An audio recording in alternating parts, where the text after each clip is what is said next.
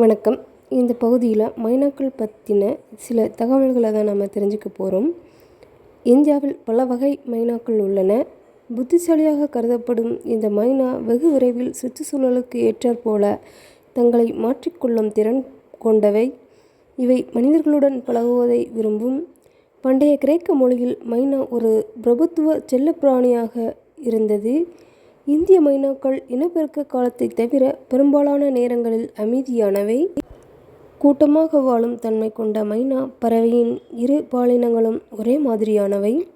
ஆண் பெண் என்று வேறுபடுத்தி பார்க்க தெளிவான வழி இல்லை.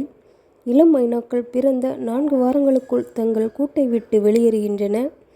மைனாக்கள் 100 வார்த்தைகள் வரை கற்றுக்கொள்ளும் திறன் படைத்தவை. பல வகையான மைனாக்கள் இருக்கின்றன. இதில் நாம் சில மைனாக்களின் வகைகளை பற்றி பார்ப்போம். குலட் மைனா. இந்த வகையைச் சேர்ந்த மைனா மிகவும் அரிதாக காணப்படும் வகை. அருணாச்சல பிரதேச பகுதிகளில் இவற்றை பார்க்கலாம்.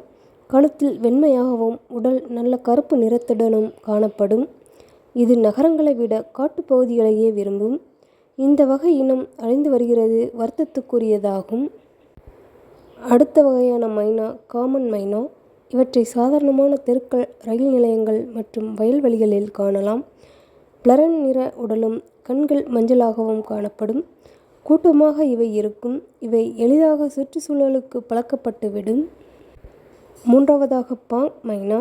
இந்த வகையான மைனா வடக்கு மற்றும் கிழக்கு இந்திய பகுதிகளில் காணப்படும். நதிக்கரை மற்றும் கிராமப்புறங்களில் இவற்றை சாதாரணமாக காணலாம்.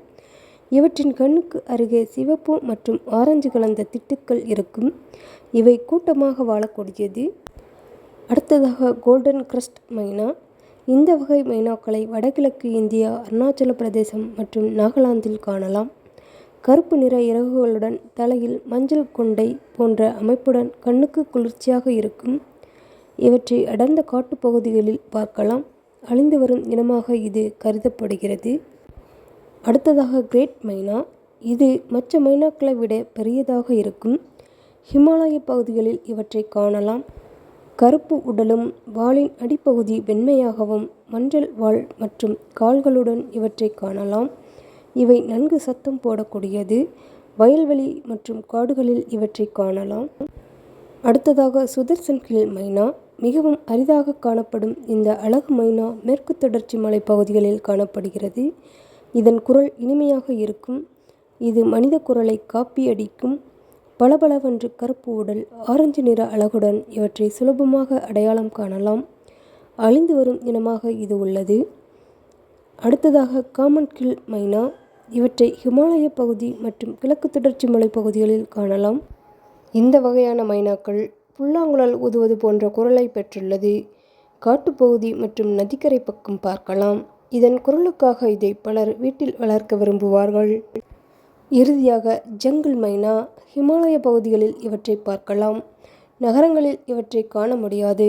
இதன் தலையின் முன்பகுதியில் அடர்த்தியாக இறகுகள் இருக்கும். இது பழங்கள், பூச்சிகளை உண்ணும். மற்ற மைனாக்களைப் போல் சகஜமாக இவற்றை காண முடியாது.